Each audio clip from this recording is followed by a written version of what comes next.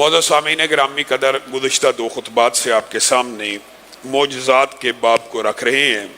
کوشش کریں گے کہ یہ باب جلد از جلد مکمل ہو اور سیرت کو غزوہ بدر کے بعد سے جہاں سے چھوڑا گیا وہیں سے دوبارہ شروع کرے، اور کوشش یہ کریں گے کہ وہ واقعات جو آگے چل کے معجزات کے حوالے سے سیرت کے باب میں آنے ہیں ان کی ریپیٹیشن نہ ہو۔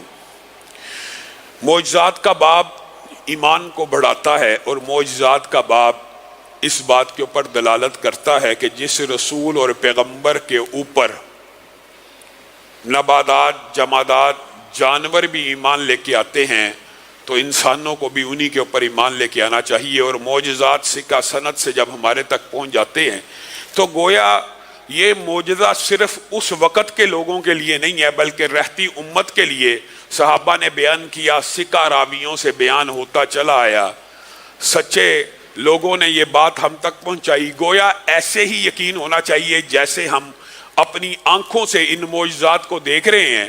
اگرچہ اسلام ایمان بالغیب کی تلقین کرتا ہے لیکن یہ معجزات تسلی کے لیے، تشفی کے لیے ہوتے ہیں۔ نبی کریم صلی اللہ علیہ وسلم بذات خود بھی اللہ رب العزت ان کی تسلی و تشفی کے لیے بعض اوقات معجزات عنایت فرماتے تھے۔ مکہ کے جور و ستم، ظلم و ستم سے تنگ آ کر پریشان عالم میں، زخمی حالت میں ایک دن بیٹھے ہوئے تھے، آسمان سے جبریل امین کا نزول ہوا اور آپ کو تسلی اور تشفی دینے کے لیے جبریل امین نے کہا، اے اللہ کے رسول، وہ جو سامنے درخت ہے ذرا اس کو اپنے پاس تو بلائیے۔ رسول اللہ صلی اللہ علیہ وسلم نے کہا میرے پاس آ۔ وہ درخت چلتا ہوا رسول اللہ صلی اللہ علیہ وسلم کی خدمت میں حاضر ہوا، کہا اس کو واپس بھیج دیجئے۔ رسول اللہ صلی اللہ علیہ وسلم نے واپس بھیجا اور کہا میرے لیے تسلی اور تشفی کے لیے یہی بات کافی ہے۔ اور پھر یہ بات بھی یاد رکھیے، یہ ایک واقعہ کلوتا نہیں ہے۔ نبی کریم صلی اللہ علیہ وسلم نے اپنی زندگی کے اندر اس بات اور اس واقعے کے بعد جب بھی درختوں میں سے بھی کسی کو پکارا وہ درخت دوڑتا چلا آیا، حتیٰ کہ حضرت جابر بیان کرتے ہیں ایک مرتبہ میں نبی کریم صلی اللہ علیہ وسلم کے ساتھ سفر میں تھا اور نبی کریم صلی اللہ علیہ وسلم کو قضاء حاجت کے لیے کوئی اوٹ نہ ملی تو انہوں نے ایک درخت کی ٹہنی کو پکڑا اور اس کو پکڑ کے اپنے پیچھے چلانا شروع کر دیا، اور میں حیران رہ گیا کہ درخت ایسے سر جھکائے چل رہا ہے کہ جیسے اونٹ کے ناک میں نکیل ہو اور کوئی رسی والا اس کو کھینچ رہا ہو، اس طرح رسول اللہ صلی اللہ علیہ وسلم نے ٹہنی سے پکڑا ہوا ہے اور اس کو چلاتے چلے آ رہے ہیں، اور پھر دوسرے درخت کو پکڑا، اس کو بھی چلایا، ان 2 درختوں کی اوٹ لی، پردہ لیا، قضاء حاجت سے فارغ ہوئے۔ اور یعلا بن مرہ نے بعین یہی واقعہ کچھ دوسرے انداز میں بیان کیا کہ رسول اللہ صلی اللہ علیہ وسلم سوئے ہوئے تھے، ایک درخت رسول اللہ صلی اللہ علیہ وسلم کے پاس آیا اور آپ کے اوپر چھاؤں کر دی، آپ اٹھے تو یعلا بن مرہ نے رسول اللہ صلی اللہ علیہ وسلم سے یہ واقعہ بیان کیا، کہا یہ ایک درخت تھا جس نے اللہ سے اجازت چاہی تھی کہ میں اس دھرتی کے اوپر جو آخری رسول ہے اسے سلام کر رہا ہوں، تو اس درخت کو بھی یہ اجازت دے دی گئی اور رسول اللہ صلی اللہ علیہ وسلم نے کہا وہ مجھے سلام کر کے واپس لوٹ گیا۔ اور یہ صرف درختوں کی بات یہاں تک نہیں ہے، ایک اعرابی کو رسول اللہ صلی اللہ علیہ وسلم نے ایک بدو کو کہا تو میرے پہ ایمان لے کے آئے گا؟ کہا کوئی دلیل، کوئی نشانی؟ کہا یہ جو کھجور کے ہوشے لگے ہوئے ہیں اگر یہ گواہی دے میں اللہ کا رسول مان جائے گا؟ کہا مان جاؤں گا۔ رسول اللہ صلی اللہ علیہ وسلم نے کھجوروں کا اشارہ کیا، وہ دوڑتی ہوئی رسول اللہ صلی اللہ علیہ وسلم کی بارگاہ میں پیش ہوئی، رسول اللہ نے واپس بھیجا۔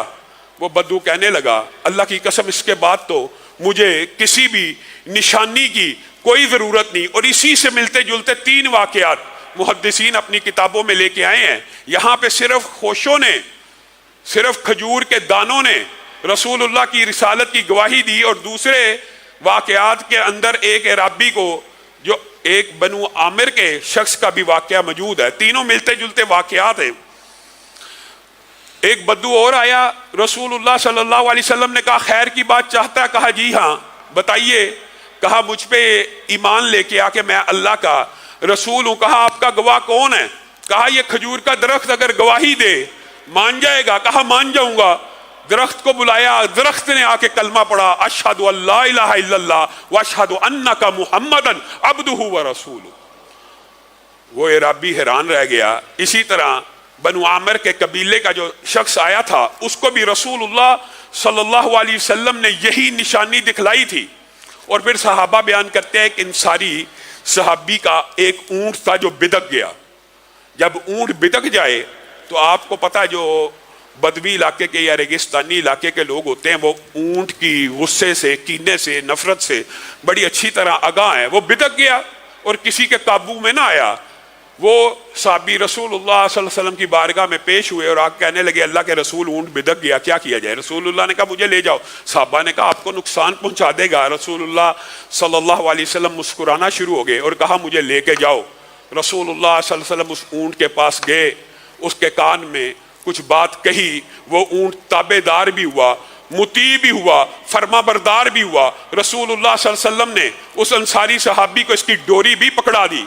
اور یہ بھی 3 مختلف روایات اس باب میں بھی موجود ہے، اور بعض محدثین کا خیال ہے یہ ایک ہی واقعہ ہے جس کو راویوں نے مختلف انداز میں بیان کیا ہے، اور بعض محدثین کے نزدیک یہ متعدد اور مختلف واقعات بھی ہو سکتے ہیں۔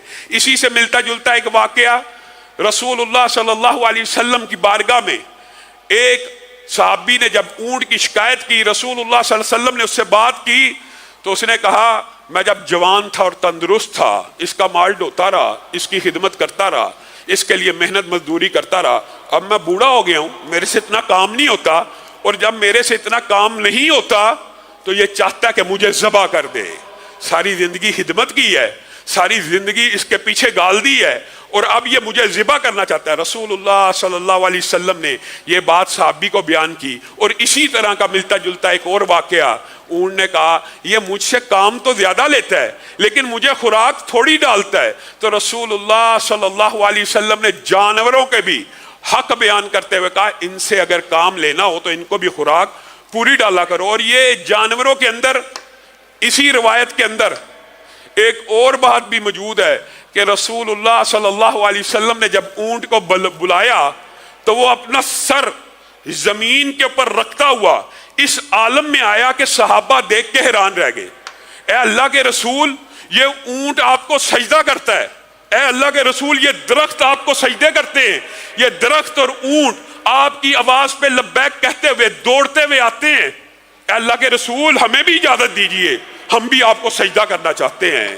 اگر جانور آپ کو سجدہ کرتے ہیں، درخت آپ کی آوازوں پہ لبیک کہتے ہوئے دوڑتے ہوئے آتے ہیں، پتھر آپ کو سلام کرتے ہیں، تو ہمیں بھی اجازت ہونی چاہیے کہ ہم بھی آپ کو سجدے کریں۔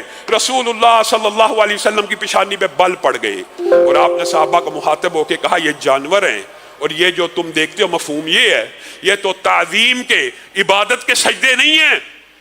اور اگر میں اپنی امت کے اندر کسی کو سجدہ کرنے کی اجازت دیتا تو میں محمد صلی اللہ علیہ وسلم اپنے آپ کو سجدہ کرنے کی اجازت نہ دیتا، بلکہ میں ان خامدوں کو سجدہ کرنے کی اجازت دیتا جو اپنی بیویوں کو حلال، مفہوم یہ ہے حلال طریقے سے کما کر ان کے منہ کے اندر لقموں کو ڈالتے ہیں، ان کو پہناتے ہیں، ان کو کھلاتے ہیں، وہ کھلاتے ہیں جو خود کھاتے ہیں، وہ پہناتے ہیں، بلکہ اپنی جیب کے اوپر ضرب لگاتے ہوئے اپنے اہل خانہ کو اپنے سے بھی بہتر رکھتے ہیں۔ خود تو دھوپ میں، خود تو مشقت اور محنت کے اندر پستے رہتے ہیں، لیکن اپنے گھر والوں کو کسی چیز کی، کسی شے کی کمی نہیں آنے دیتے۔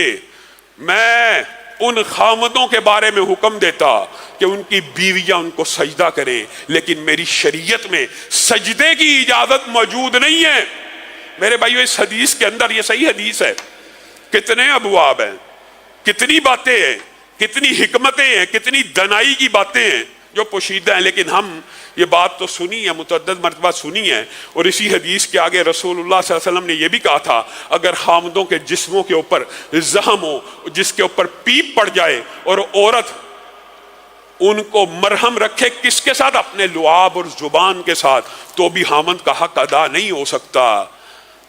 آج عورتیں سرکش ہیں، آج عورتیں حسب و نسب کے معاملے میں تانے دینے والی ہیں کہ ہم اپنے آباء و اجداد کے گھروں میں بڑے اطمینان سے اور سکون سے رہتی ہیں۔ یہ بات درست ہے، اور خاوند ساری زندگی بھی ان کے لیے کما کر لاتا رہے، کوئی بات تلخ لگ جائے تو ان کے منہ سے یہی جملہ نکل جاتا ہے کہ ہم نے اس میں کوئی خیر نہیں دیکھی۔ میرے بھائیوں، عورت کے لیے آپ لوگوں کو عورت کے حقوق بھی پتہ ہونے چاہیے، لیکن آج میں اپنی بہنوں سے یہ بات بھی کہنا چاہتا ہوں کہ عورت کے لیے جنت میں داخلہ صرف ایک شرط کے ساتھ ہے۔ دیکھیے، حقیقت بات بھی بغیر کسی تعصب کے عورتیں بھی عقلی اور منطقی طور پہ اس بات کے اوپر غور کریں کہ عورتوں کا جنت میں جانا آسان ہے کہ مردوں کا جنت میں جانا آسان ہے۔ جنت میں جانا عورتوں کا آسان ہے، لیکن جہنم میں تعداد عورتوں کی زیادہ ہوگی۔ آسان عورتوں کے لیے کہ جنت میں چلی جائیں، کس طرح؟ مرد کی طرح 5 وقت کی نماز مسجد میں فرض نہیں ہے، گھر کے اندر فرض ہے، آسان ہے پڑھنا۔ روزے بیماری کے ایام میں چھوڑ کر پورے کر کر کسی بھی وقت رکھ کر وہ 30 کی گنتی پوری کرنی ہے، اور ان 2 کاموں کے بعد صرف اپنی عزت کی حفاظت کرنی ہے اور شوہر کی اطاعت اور فرما برداری کرنی ہے فی المعروف۔ معروف میں نہ کمانے کی ذمہ داری، نہ کاروبار کی ذمہ داری، نہ معاشرے کے اندر۔ اکثر لوگ کل قیامت کے دن مردوں میں سے کن ابواب میں پکڑے جائیں گے؟ سب سے سخت آنکڑا پل صراط کے اوپر کون سا ہے؟ خیانت کا۔ خیانت کا آنکڑا سب سے سخت ہوگا کہ بڑے بڑے حاجی، نمازی، ولی اللہ خیانت کے باب میں پکڑے جائیں گے، حرام کمائی میں پکڑے جائیں گے، سود میں پکڑے جائیں گے، لین دین میں پکڑے جائیں گے، کسی کا مال تلف کرنے میں پکڑے جائیں گے، کسی کی زمین پہ قبضہ کرنے میں پکڑے جائیں گے، کسی کو گالی گلوچ کرنے میں پکڑے جائیں گے، کسی کے ساتھ تلخی تھپڑ مارنے میں پکڑے جائیں گے۔ عورتوں کے لیے یہ ابواب ہیں؟ ایمانداری سے بتائیے، نہیں۔ رسول اللہ صلی اللہ علیہ وسلم نے فرمایا صرف یہ کام کر لے اور اس کے بعد خاوند کی اطاعت اور فرما برداری فی المعروف، نیکی کے کام میں جو حکم دے غیر اسلامی اس میں اطاعت نہیں ہے، لیکن جو اسلامی دے اس میں اطاعت ہے۔ حتیٰ کہ رسول اللہ صلی اللہ علیہ وسلم نے کیا کہا تھا؟ اگر عورت کو صحیح معنوں میں غیر اسلامی حکم کے بغیر خاوند یہ بھی کہے اس پہاڑ کو اس جگہ سے اٹھا کے اس جگہ رکھ دے، تو عورت کے اوپر واجب ہے کہ اس کو رکھ دے، عورت کے اوپر واجب ہے۔ اور پھر اس کا فائدہ کیا ہے؟ اس کا فائدہ اتنا عظیم ہے، حدیث میں آتا ہے یہ عورت صرف یہ 3 کام کرنے کے بعد خاوند کی اطاعت کرتی ہو تو کل قیامت کے دن جب جنت کے دروازوں پہ پہنچے گی تو 8 کے 8 دروازے اس عورت کو پکارے ہوں گے کہ اے مومنہ مجھ میں سے داخل ہو جا، اے مومنہ مجھ میں سے داخل ہو جا۔ لیکن ہماری عورتیں تلخ رویے کا شکار ہیں، سرکش ہو چکی ہیں۔ کس وجہ سے؟ اس کے اندر بھی معاشرے کے اندر جو پھیلی ہوئی افراط و تفریط ہے، فیمنزم کے نعرے ہیں، عورت کے حقوق کے جھنڈے ہیں، عورت کو بے پردہ کرنے کی سازشیں ہیں، عورت کو بے حیا کرنے کی تحریکیں ہیں، عورت مارچ کے دل فریب نعرے ہیں۔ ان نعروں نے عورتوں کا کیا فائدہ کیا؟ عورتوں کا نقصان کیا۔ ہاں یہ بھی الگ بات ہے، یہ باب طویل ہے کہ مردوں کے لیے بھی جس طرح مردوں کے عورتوں کے اوپر حقوق ہیں، عورتوں کے بھی مردوں کے اوپر حقوق ہیں، اسی طرح کے حقوق ہیں، اسی طرح کے حقوق ہیں۔ لیکن بات بالعموم منبر و محراب سے عورتوں کے حقوق کی تو بہت کی جاتی ہے، مردوں کے حق بیان نہیں کیے جاتے، جس کی وجہ سے معاشرہ افراط و تفرید کا شکار ہے۔ تو رسول اللہ صلی اللہ علیہ وسلم نے ایک تو ضرب لگائی خاوند کے حق کے اوپر، مرد کے حق کے اوپر عورتوں کو، تاکہ بات سمجھ آ جائے، اور دوسری ضرب کس چیز کے اوپر لگائی؟ شرک کے اوپر، عقیدہ توحید سمجھانے کے لیے کہ کیا بات کرتے ہو؟ اگر کائنات کے اندر سب سے افضل ہستی، ہمارا یہ عقیدہ اور ایمان ہے کہ نہیں، بعد از خدا بزرگ توئی، قصہ مختصر، اللہ خالق ہیں اور باقی ہر چیز مخلوق ہے، اور مخلوق کے اندر سب سے افضل کون ہے؟ حضرت محمد الرسول اللہ صلی اللہ علیہ وسلم۔ میرے بھائیوں کتنی عام فہم بات ہے، صرف ایک بات سمجھ آ جائے عقیدہ بھی ٹھیک ہو جائے۔ ایک حدیث کے اندر اتنے ابواب ہیں کیونکہ رسول اللہ کو جامع کلمات دیے گئے، رسول اللہ جو بات کرتے ہیں ان میں سے بے شمار باتیں نکلتی ہیں۔ یہاں پہ رسول اللہ نے کتنی مختصر بات کی ہے اور کتنا گہرا معنی پوشیدہ ہے۔ کہ میں محمد صلی اللہ علیہ وسلم اپنے آپ کو بھی سجدے کی اجازت نہیں دیتا۔ میرے بھائیو، اگر کائنات میں مخلوقات کے سردار کو سجدے کی اجازت نہیں ہے تو پھر کسی شجر اور حجر کو، قبر کو، مزار کو اس کے اوپر سجدہ کرنے کی اجازت ہو سکتی ہے؟ یہ کس قسم کی جہالت ہے؟ یہ کس قسم کا فلسفہ معاشرے میں ہے؟ اگر رسول اللہ کے سامنے جھکنا انسان کے لیے رسول اللہ کو سجدہ کرنا جائز نہیں ہے تو پھر کسی حجر، کسی قبر، کسی شجر، کسی مزار، کسی بوٹے، کسی پتے، کسی ڈالی، کسی مٹی کو سجدہ کرنا جائز ہو سکتا ہے؟ بات ہے تب کتنی عام فہم بات ہے، عقیدہ بھی درست ہو جاتا ہے۔ اور رسول اللہ صلی اللہ علیہ وسلم کے یہ معجزات کے جو ابواب ہیں، پچھلے جمعے میں بعض کھانے کے حوالے سے اور پینے کے حوالے سے آپ کے سامنے معجزات کو رکھا تھا، اور حضرت انس نے اس قسم کے معجزات متعدد بیان کیے ہیں، ایک نہیں بیان کیا، متعدد بیان کیے ہیں۔ اور حضرت انس کہتے ہیں میرے والدہ نے ایک دن گھر میں جو کی ایک روٹی بنائی اور ابو طلحہ کو، میرے والد کو کہنے لگی کہ جائیے رسول اللہ صلی اللہ علیہ وسلم کی آج جو ہے چہرے کے اوپر بھوک کے اثرات تھے اور رسول اللہ صلی اللہ علیہ وسلم کمزور نظر آ رہے تھے، جائیے ان کو بلائیے، یہ ایک روٹی ہے، ہمارا کیا، ہم تو پھر کھا لیں گے۔ پتہ نہیں رسول اللہ صلی اللہ علیہ وسلم نے کتنے عرصے سے نہیں کھائی، آپ ان کو بلا لیجیے۔ ابو طلحہ نے کہا جا بیٹا انس رسول اللہ صلی اللہ علیہ وسلم کو بلا کے لا۔ جناب انس چپکے سے رسول اللہ صلی اللہ علیہ وسلم کی بارگاہ میں پیش ہوئے اور کہنے لگے اللہ کے رسول آپ کے لیے دعوت کی ہے، ماں نے، باپ نے، آپ ہمارے گھر آ جائیے، آپ کے لیے روٹی بنی ہے۔ رسول اللہ صلی اللہ علیہ وسلم نے کہا ابو طلحہ نے مجھے دعوت پہ بلایا ہے، ام سلیم نے مجھے دعوت پہ بلایا۔ جی ہاں۔ رسول اللہ کھڑے ہوئے اور اپنے صحابہ کو کہنے لگے چلیے آج ام سلیم نے ہم سب کی دعوت کی ہے۔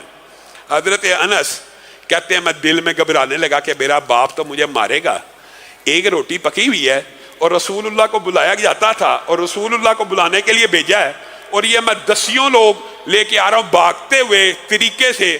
کچھ لمحے پہلے اپنے باپ کے پاس پہنچے، کہا رسول اللہ صلی اللہ علیہ وسلم اکیلے نہیں آ رہے، 20 صحابہ کو لے کے آ رہے ہیں۔ تو ام سلیم نے کہا ہم نے رسول اللہ کو دعوت دی تھی، یہ ایمان والی عورتیں ہیں، رسول اللہ جانے ان کا رب جانے، ہم نے رسول اللہ کو دعوت دی تھی، ہمارے پاس جو حاضر ہم پیش کر دیں گے۔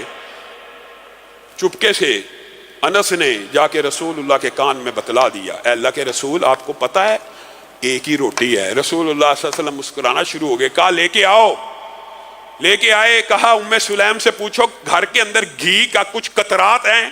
تھیلی کو نچوڑا، چند قطرے گھی نکل آیا۔ رسول اللہ صلی اللہ علیہ وسلم نے بسم اللہ پڑھ کے اپنی انگلی پہ لگایا اور اس روٹی کے اوپر پھیرنا شروع کیا۔ حضرت انس بیان کرتے ہیں اللہ کی قسم میں نے اپنی آنکھوں سے دیکھا وہ ایک روٹی پھولنا شروع ہو گئی اور رسول اللہ نے اس کے درمیان میں اپنی انگلی کو رکھا اور صحابہ کو حکم دیا کھانا کھانا شروع کرو۔ اتنی بڑی تعداد میں صحابہ آئے ہوئے تھے کہ 10 سے زائد ہمارے کمرے میں بیٹھ نہیں تھے سکتے۔ 10 آئے، انہوں نے اس روٹی کے ارد گرد سے کھایا۔ رسول اللہ بسم اللہ پڑھتے جاتے تھے، انگلی کو روٹی کے درمیان میں رکھا ہوا تھا، صحابہ ارد گرد سے کھائی جاتے تھے۔ کہا 10 اور کو بلاؤ، 10 اور کو بلاؤ، 10 اور کو بلاؤ۔ 80 لوگوں نے اس ایک روٹی کو کھایا اور پھر اس ایک روٹی کو ہم گھر والوں نے کھایا۔ روٹی ختم ہونے کا نام نہیں تھی لیتی، پھر ہم نے اس روٹی کو پڑوسیوں میں بانٹ دیا۔ ایک روٹی، ایک روٹی۔ رسول اللہ صلی اللہ علیہ وسلم کے معجزات کے اندر، اور خود یہ جو درختوں کا معجزہ ہے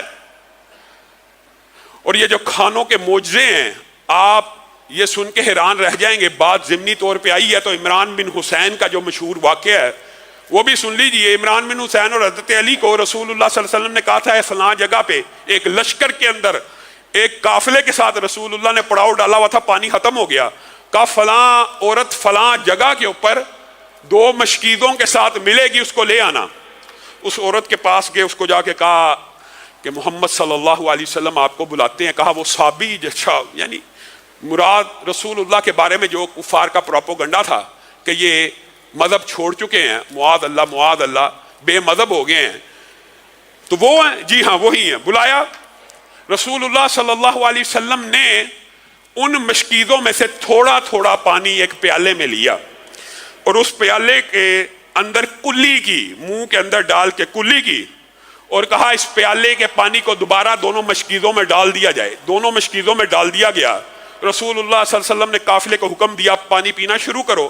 مشکیزوں کے منہ کھول دیے گئے. قافلے والوں نے پانی پینا شروع کیا. رسول اللہ نے کہا اپنے جانوروں کو پانی پلاؤ. مشکیزوں کے منہ کھول دیے گئے. جانوروں نے پانی پیا. اور وہ عورت عمران بن حسین حضرت علی بیان کرتے ہیں مشکیزیں جتنے بھرے ہوئے تھے اس سے بھی زیادہ لبالب اور پھول کر کپے کی طرح اسی طرح بھرے ہوئے موجود تھے. سارے جانوروں نے پانی پیا. ساری مخلوقات نے پانی پیا. تو رسول اللہ صلی اللہ علیہ وسلم نے کہا اب اس عورت کو اس پانی کا معاوضہ ادا کیا جائے. جاؤ چیزیں لاؤ. کوئی کھجور لے کے آیا, کوئی ستو لے کے آیا, کوئی جو لے کے آیا, ایک ڈھیر غلے کا.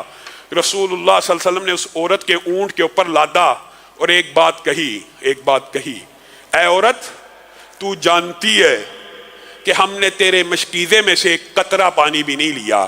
ہمیں پانی پلانے والا وہ رب ہے اور تو اپنے مشکیزوں کی پیمائش کر دے.